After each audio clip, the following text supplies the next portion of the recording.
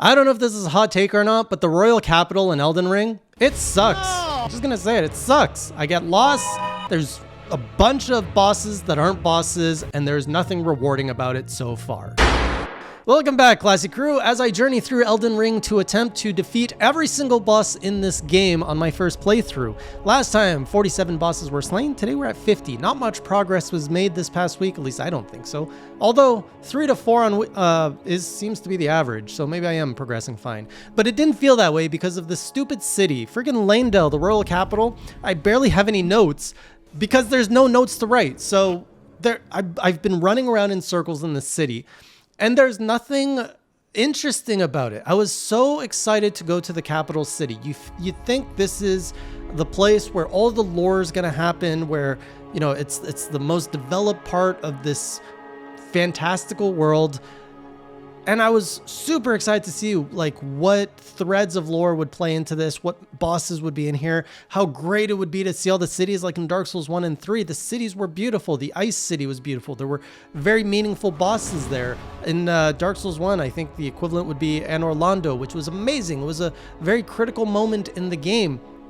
A very pivotal moment in the game too, where afterwards you kind of unlocked the end part of the game of going to the last bosses. But when it comes to Lanedale, and I have to say, I'm not done with this area. I've spent maybe 3 hours at this point, and it doesn't feel like anything's gonna happen in the city because I've spent so much time in it and nothing's happened.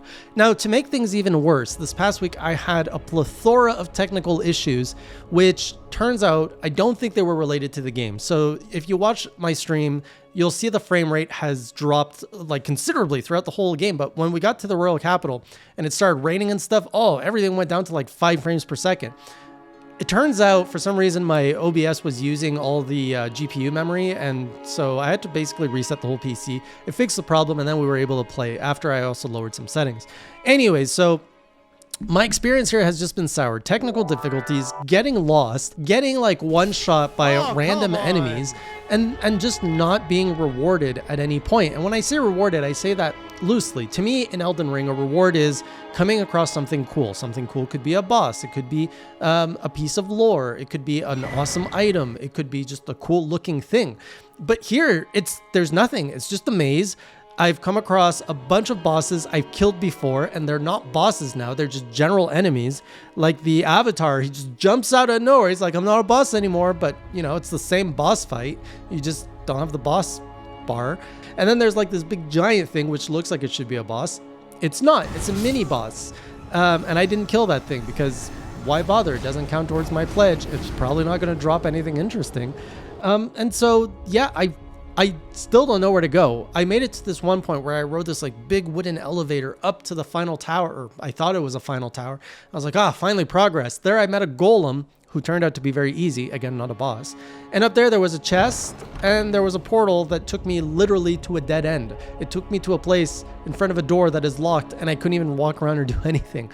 So I am absolutely frustrated with this part. This is the lowest point in the game for me because I don't know where to go in this city. This is the next logical place for me to be in the game, as far as I know.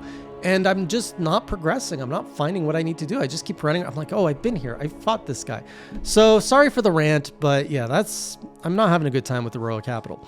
On the flip side, I spent actually the other half of the night in Caelid again. So when I started the stream, I came across, I looked at my map. I was like, there's a map that can uncover this piece here in the north. Let's go figure out how to find that piece. So I kept teleporting to all of these different bonfire things, whatever they're called, Grace, to try and find it. And it took me a while to find the right path.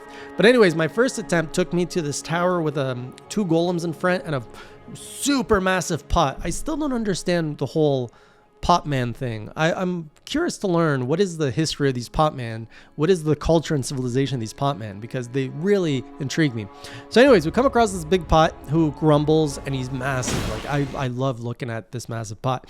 And you have to fight these knights of the pot or something. The first one completely destroyed me. I learned that these are basically other player avatars that are getting summoned randomly. And the first one sucked because it was a dual katana wielder who could throw blood at me from afar. And if I got close, he just took my blood out of my body. It was the worst thing to fight ever, and I died very quickly. When I went back, the other 3 that I took on the second attempt were a lot more manageable, more within my level of comfort and skill. So that was not the way. That was basically a dead end. So I teleported back to this like fire chapel or something. It was a chapel that's on fire. There I came across my first boss of the night, which was a putrid avatar. I'm like, oh, I fought so many of these. I've got this. I know how to do it. This one has Scarlet Rot, though. I did not know how to deal with that. And I just was like, okay, when he spits his rot stuff, I'll just book it out of there. And that's basically what I did. So it was a little bit longer of a fight. He had that extra attack of being able to put like basically Scarlet Rot all in front of him, which gave less windows of opening. But other than that, he was pretty easy to kill. Through my teleportation magic and getting lost, I ended up back in the Celia Crystal Tunnel, which I got teleported here really early in my journey when I was in Limgrave, and I booked it out of there basically screaming because everything was so powerful. So I was back here, and now I'm actually properly geared. Things weren't killing me easily. I was a lot more like, oh, I can take these on. So I went through the whole Celia Crystal Tunnel. There wasn't anything too much of note, but man, I was terrified to find. I was expecting another one of these crystal like people at the bottom as a boss, but no, it was a falling star beast. And the only other one that I met was the one outside the capital city, and that thing destroyed me. So now that we're in a confined space, I was like, oh my god. And it was pretty intense of a fight. This thing is fast, it's aggressive, but I think it has less HP and maybe deals less damage in this place compared to the one outside the capital city. So I did manage to kill it barely. So that was a tough fight. I'm really intrigued about these falling star beasts. There seems to be some lore between the stars and the world of Elden Ring, tied with Radahn, and I'd love to learn more about that, because like these beasts look like they come from space. They look very different too in terms of aesthetic, and their names suggest that they come from space. So I'd really be curious to learn like where are they from, how did they get here, and what is their purpose. Like now there are 2 that I found, and actually the one outside the city comes out of a crater, further like suggesting that this thing fell from the sky. So I'm really intrigued by the falling star beasts. So I got the map, I uncovered it, and I saw that there was a tower called the Divine Tower of Caelid. This thing I spent like an hour on. First of all, trying to figure out, okay, how do I get in the tower? So I kept running around, falling to gravity, falling off branches. It was not a fun time. Eventually found the path that takes me into the tower, and then I had to like Mario my way down, which was interesting. A bunch of not jump scares, but scares where you fall on a bridge and then the bridge collapses and you fall further, and somehow gravity doesn't kill you there. All of that was, I was enjoying my time there. And made my way down to eventually another Godskins apostle. I was not expecting a second one of these, but here we were. I think I was a little bit more, because I fought him before in the village, I was a lot more defensive in the sense of just let's not be too aggressive. He attacks usually in 2-3 combos, so let's dodge those, get in there, get in close when he like does the Kezu, and then get in far when he does the windmill thing. So it was a really tough fight. I got an adrenaline rush from this one. It came down very close to me dying, but I did kill him.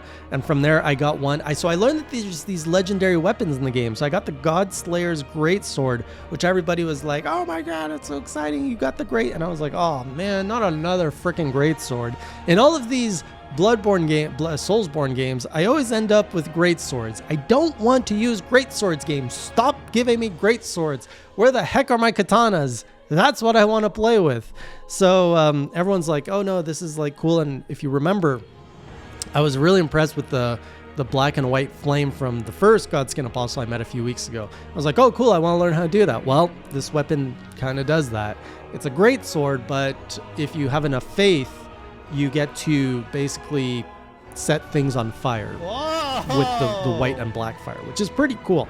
So with that, I was like, let's just let's do it. I'm not using this intelligence. Let's turn it into faith. And everyone's like, yeah, finally, he's doing the thing that we told him to do for 10 weeks. I got my faith up to 20, and I used the Godslayer's Greatsword on a few enemies in the royal capital. And I can't do it. It's a great sword. I just don't like holding my attack before unleashing it. I just want to go like I just want to swoosh through things. I don't want to be like boom, boom, boom. So I still haven't found anything that's better than the curved bloodhound thing. I did level up my greatsword though. I put a lot of time and energy to actually make this thing kind of feasible with my build, and I just don't think it's for me. So I wasted a bunch of somber smithing stones, but it doesn't feel so bad because this is one of the legendary weapons. And now that I know that they're there, I'm like, okay, gotta get them all. Gotta find all these other legendary weapons. Where are they at? So that's where I am. Hopefully I make a breakthrough on this royal capital, because I am not enjoying this part of the game. And I need to I just want to get back to exploring the overworld, not this congested, cramped city that nothing interesting happens and I keep having to run around and getting lost. I just hate it so much. So join me on stream. I'll probably get out of there, or maybe I'm going to go see, I hear there's a volcano I can explore. I would love to go see a volcano. So I might try to find my way there. Otherwise, I'll see you in the next journal. And until next time, keep it classy. Do, do, do, do, do, do, do, do, do. Do, do, do, do, do, do, do, do. Subscribe.